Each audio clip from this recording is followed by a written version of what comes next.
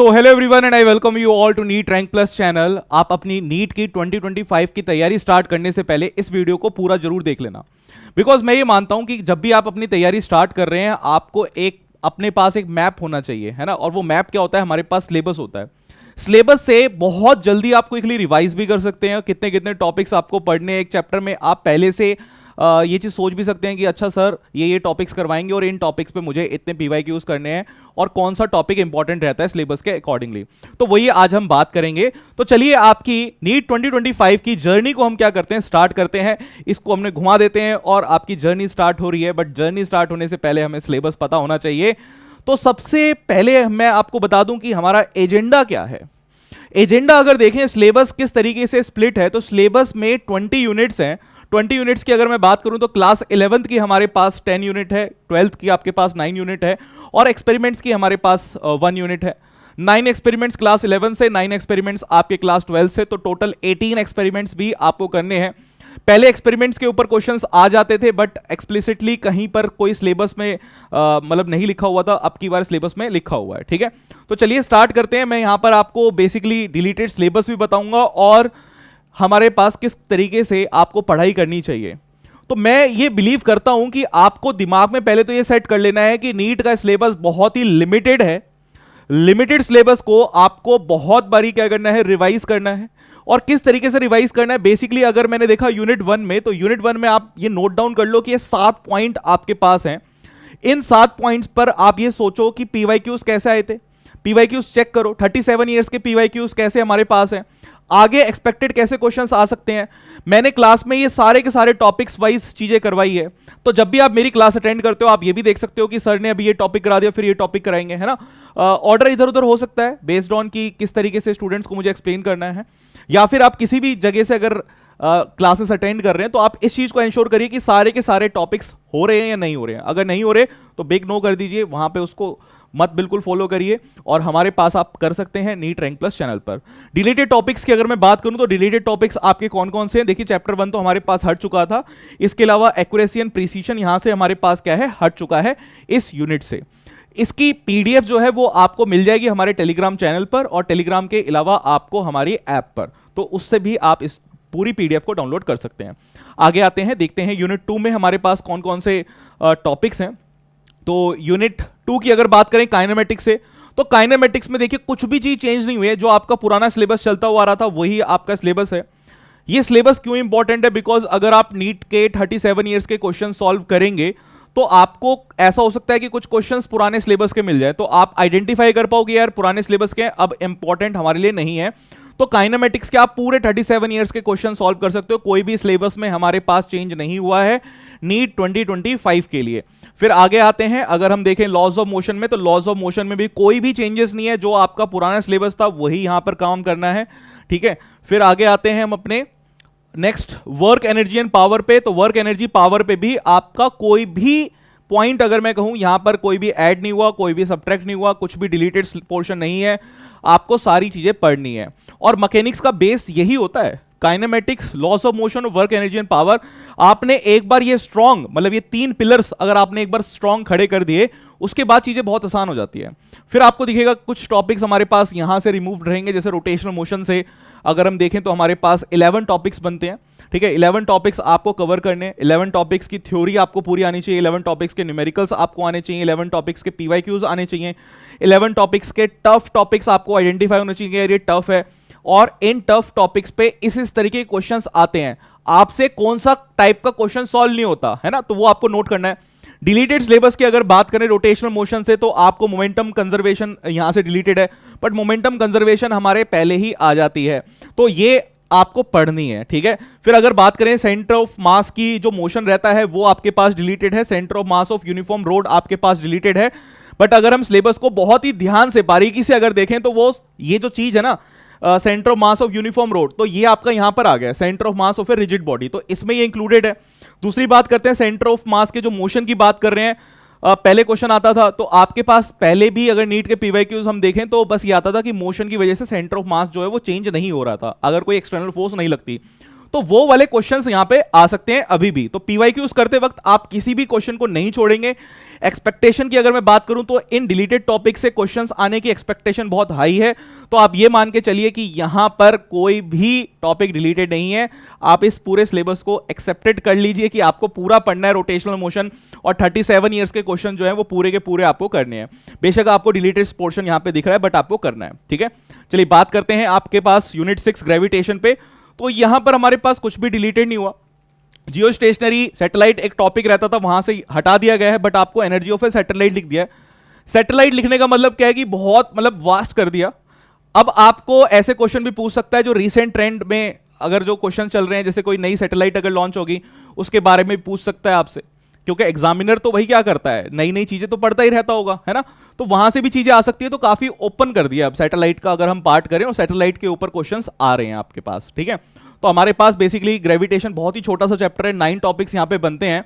और अगर आप ड्रॉपर हैं तो आप ये भी जानते होंगे कि ग्रेविटेशन और इलेक्ट्रोस्टैटिक आपस में बहुत ज्यादा रिलेटेड है। जितने भी फॉर्मूलाज हम यहां पे याद करते हैं, समझते हैं पोटेंशियल्स वगैरह के, वही सेम फॉर्मूलाज आपके इलेक्ट्रोस्टैटिक वाले चैप्टर में भी एप्लीकेबल रहते हैं। चलिए आगे बढ़ते हैं हम अपनी यूनिट 7 पर। यूनिट 7 की अगर बात करें तो बेसिकली यहां पर properties of solids and liquids की हम बात कर रहे हैं, तो हमारे पास बहुत सारे चैप्टर्स यहां पर एनसीईआरटी के हिसाब से आ जाते हैं, तो इसलिए आपको बहुत सारे टॉपिक दिख रहे हैं। वैसे टॉपिक काफी सिंपल है। देखिए अगर आप इस चैप्टर को, अगर इस यूनिट को अगर देखें तो आप देखें कि 21 टॉपिक्स आपको पढ़ने हैं। उन 21 टॉपिक्स की थ्योरी आपको सही से आनी चाहिए। उन 21 टॉपिक्स के ऊपर असर्शन रीजनिंग अगर बन जाए तो आपको आनी चाहिए। थ्योरी अगर कंप्लीट है तो असर्शन रीजनिंग के कॉन्सेप्चुअल क्वेश्चन भी सॉल्व हो जाएंगे। तीसरी चीज न्यूमेरिकल्स आपको आने चाहिए। चौथी चीज आपको पीवाईक्यूज, आपने 37 ईयर्स के पीवाईक्यूज लगा रखे हो। और पांचवी चीज, इन पर मॉक टेस्ट जब आते हैं तो आपको पता लगे कि आप कौन से क्वेश्चन सॉल्व कर सकते हैं, कौन से नहीं कर सकते हैं। ये 5 मेथड की स्ट्रेटेजी मैं कहता हूं कि अगर किसी ने अप्लाई कर ली तो उसका नीट का एग्जाम कहीं भी मतलब आप सोच के रखिए कि नहीं गया, मतलब आपको आराम से आप नीट का एग्जाम निकाल सकते हैं और 180 आउट ऑफ 180 फिजिक्स में आराम से लेके आ सकते हैं। डिलीटेड सिलेबस की अगर बात करें तो Poisson ratio, elastic energy, black body radiation, Wien displacement law, green house effect, Newton's laws of cooling and Stefan's law हमारे पास क्या हो गया है, डिलीट यहां पर हो गया है। तो ये डिलीटेड टॉपिक आपको नहीं करना है। फिर आगे बढ़ते हैं हम अपनी यूनिट 8 पर आते हैं। यूनिट 8 की अगर बात करें थर्मोडायनेमिक्स की, तो थर्मोडायनेमिक्स में आपकी सबसे पहले यहां पर thermal equilibrium, zeroth law of thermodynamics, concept of temperature, heat and internal energy जो रहता है उसके ऊपर क्वेश्चन पूछ लेते हैं। First law of thermodynamics, isothermal and adiabatic process. Second law of thermodynamics, reversible and irreversible process. Deleted topic की अगर बात करें तो हीट इंजन एंड रेफ्रिजरेटर यहां से डिलीटेड है। और रीसेंट ट्रेंड ये कहता है कि थर्मोडायनेमिक्स से बहुत सारे क्वेश्चंस आ रहे हैं। फिर वही चीज बताइए क्या क्या आपको करना है इस थर्मोडायनेमिक्स के टॉपिक से। सबसे पहले थ्योरी अगर ठीक है तो कॉन्सेप्चुअल क्वेश्चंस आपको एसएसएन रीजनिंग टाइप के। तीसरी चीज न्यूमेरिकल्स, चौथी चीज पीवाईक्यूज आपको 37 ईयर्स के, एंड पांचवी चीज मॉक टेस्ट आपको जरूर देना है बेस्ड ऑन दिस यूनिट, ठीक है। तो यूनिट वाइज मॉक टेस्ट आपको जरूर देते रहने हैं। फिर आगे बढ़ते हैं, नेक्स्ट आते हैं unit 9 kinetic theory of gases पर। काइनेटिक थ्योरी ऑफ गैसेस की अगर हम बात करें तो कुछ भी सिलेबस में चेंज नहीं है, तो इसमें भी वही आपको 5 मेथड्स, सबसे पहले थ्योरी कंप्लीट करनी है, कॉन्सेप्चुअल क्वेश्चंस करने हैं, कॉन्सेप्चुअल क्वेश्चन के बाद न्यूमेरिकल्स, न्यूमेरिकल्स के बाद पीवाईक्यूज, पीवाईक्यूज के बाद मॉक टेस्ट देना है इसी यूनिट पर, और फिर आइडेंटिफाई करना है कि कौन से क्वेश्चंस में आप अटक रहे हैं, कौन से क्वेश्चंस आपसे इजीली सॉल्व हो रहे हैं। जिन क्वेश्चंस में अटक रहे हैं उन क्वेश्चंस को दोबारा से रिवाइज करो वो थ्योरी को, और उन क्वेश्चंस को अलग से लिख लो।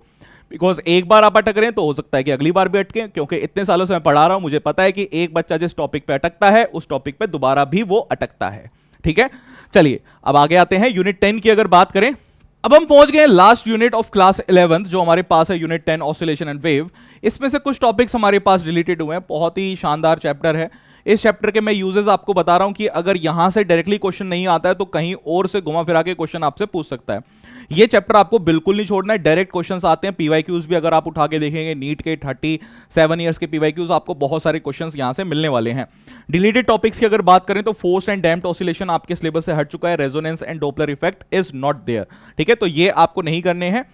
इसके अलावा बहुत सारी चीजें आपको है यहाँ पर जो करनी है, और इसके अलावा मैं ये कहूँ कि आपको जो ऑर्गेन पाइप्स वाले क्वेश्चंस आते हैं वो काफी ज्यादा इंपॉर्टेंट आपके पास है, ये ऑर्गेन पाइप, ठीक है।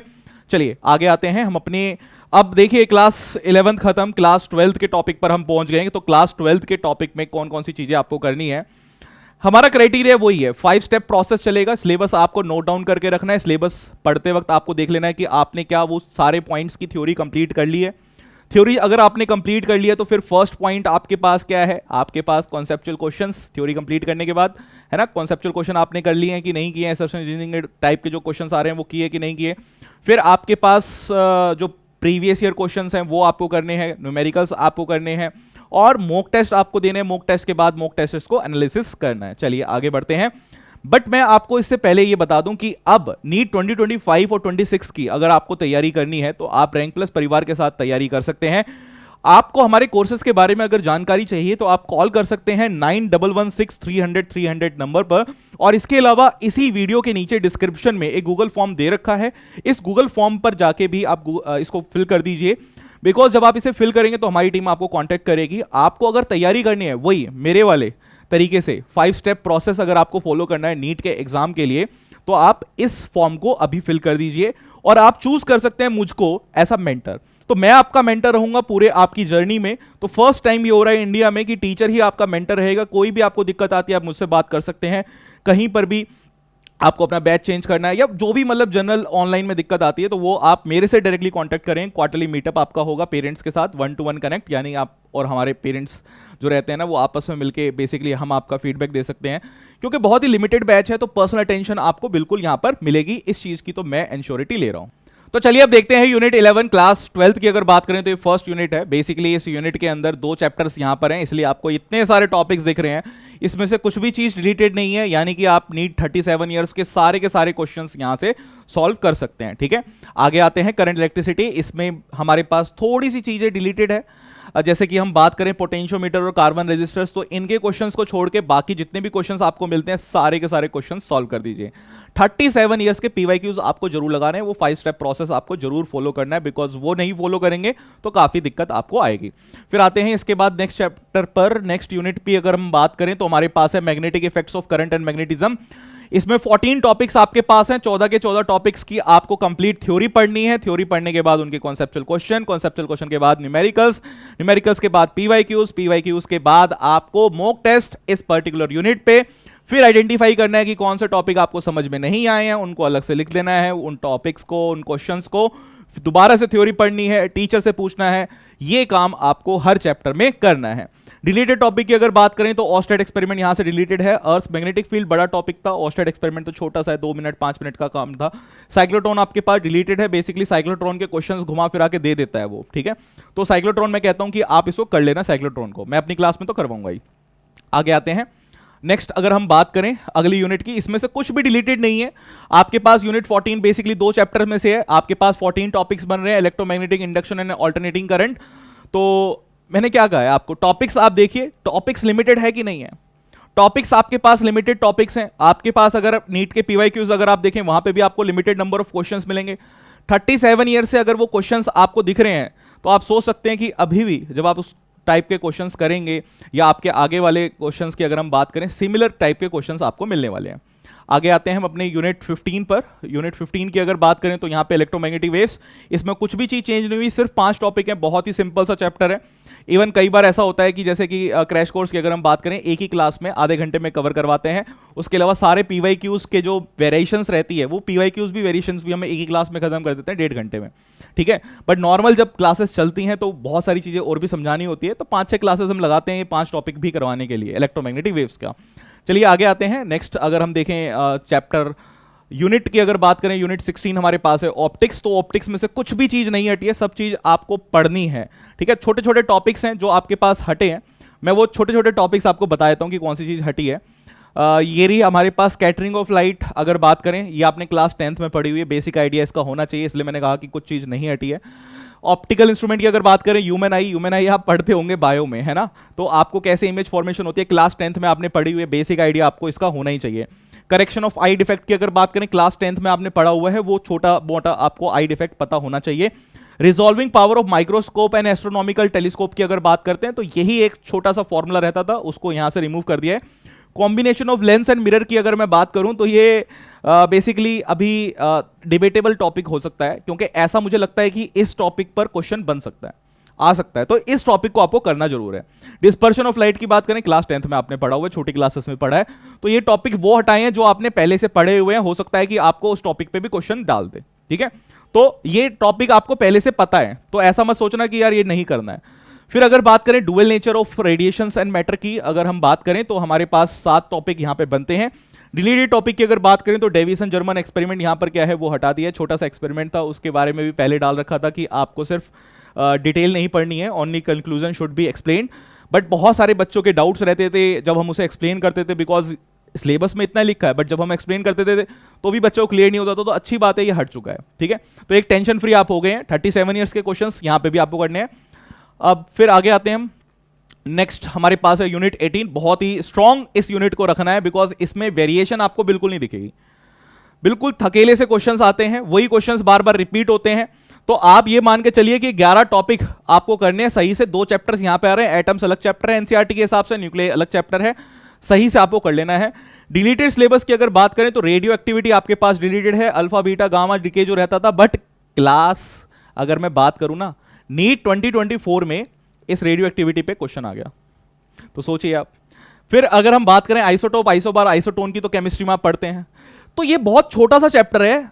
अब मुझे ऐसा लग रहा है कि नीट 24 में आया था, अभी पता लगेगा कि मार्क्स मिले कि नहीं मिले, बट मेरे हिसाब से आप इसको पढ़ लेना, एक बेसिक आइडिया तो आपको होना चाहिए, ठीक है। 37 ईयर्स के क्वेश्चंस आपको एटम से न्यूक्लियाई के भी करने हैं।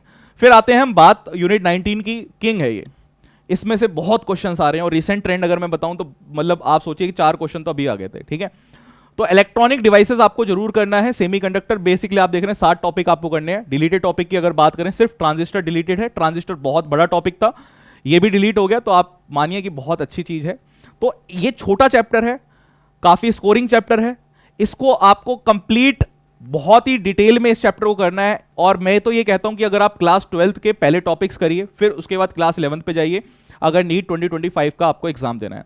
और अगर आप नीट 26 के कैंडिडेट हैं, यानी कि आप क्लास 11th में हैं, तो आप आराम से फिर चीजें चलिए, ठीक है। और बेसिक आप रिवीजन कर सकते हैं क्लास 12th का भी। चलिए अब बात करते हैं हमारे पास एक्सपेरिमेंटल स्किल्स की, क्योंकि ये भी बहुत जरूरी है, क्योंकि अभी पूरा का पूरा अगर हम ट्रेंड देखें तो आपको प्रैक्टिकल नॉलेज जरूर होनी चाहिए। और डॉक्टर क्या होता है, प्रैक्टिस ही तो कहता है। डॉक्टर कैसा होता है, ये मतलब कितने ही बड़े आप डॉक्टर बन जाए, आप हमेशा बोलेंगे कि मैं प्रैक्टिस कर रहा हूं, मैं प्रैक्टिस कर रहा हूं, है ना। तो वो भी आपको यहां पर प्रैक्टिस, बेसिकली एक्सपेरिमेंट की हम बात कर रहे हैं। तो हमारे पास 18 एक्सपेरिमेंट्स हैं, इसमें से 9 एक्सपेरिमेंट्स आपकी क्लास 11 से, 9 एक्सपेरिमेंट्स आपकी क्लास 12 से। तो ये एक्सपेरिमेंट्स भी आपको करने हैं। ये बेसिकली आप देख लेना कि कैसे कैसे क्वेश्चंस बनते हैं। जब हम क्लास में पढ़ाते हैं तो इनके ऊपर क्वेश्चंस जरूर करवाते हैं, ठीक है। वो सब चीज इंक्लूड हो जाती है बेसिकली। तो जैसा मैंने आपको कहा था कि अब आप अगर नीट 2025 या 26 की अगर तैयारी करना चाहते हैं रैंक प्लस के साथ, तो आप कॉल कर सकते हैं 9116 पर, या फिर आप गूगल फॉर्म फिल कर सकते हैं for getting the details about our batches और कोर्सेस। और आप मुझे एज अ मेंटर चूज कर सकते हैं। अगर आप हमारा ऑनलाइन बैच अगर खरीद रहे हैं तो मैं आपका रहूंगा मेंटर, कहीं पर भी आपको कोई दिक्कत रहेगी तो I will guide you personally. और आप मुझसे अगर बात करना चाहते हैं मुझसे, तो आप तब भी इस नंबर पे कॉल करके बोल सकते हैं कि मनोज सर से बात करनी है। I will be always available for you guys, ठीक है। बस आज की क्लास में इतना ही। Thank you everyone for joining this session. And आप हम लोगों को फॉलो कर सकते हैं इंस्टाग्राम पर रैंक प्लस नीट पर, टेलीग्राम पर अगर बात करें नीट रैंक प्लस पर, और कॉल कर सकते हैं 9116 पर। Thank you everyone. और ये वीडियो अपने दोस्तों के साथ जरूर शेयर कर देना, क्योंकि वो अगर पुराने सिलेबस से पढ़ेंगे तो काफी दिक्कत उनको आने वाली है। Bye bye.